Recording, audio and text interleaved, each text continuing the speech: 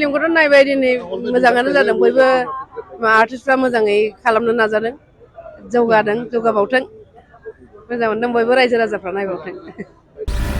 दिनैनिफ्राय जुदि सोरबाफोर जोमैखौ हेरेसमेन्ट होयोब्ला बिनि फिननायखौ आं होगोन बैसागु बोथोरनि बारदै सिखोला नों आंनि नोंसोरो गथ'नो मोसासो आं मोसा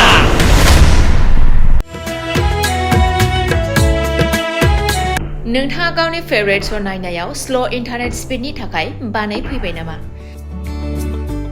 गोजोननि नोगोर क'क्राझाराव नोंथांमोननि थाखाय आर'नाइ टेक्न'लजिसआ लाबोदों high speed fibre optic broadband plans मात्र 399 रां पार मान्थआवनो नोंथांमोना आनइन्टाराप्टेड स्ट्रीमिंग गेमिं आपल'ड डाउनल'ड आरो ब्राउजिं खालामनो हागोन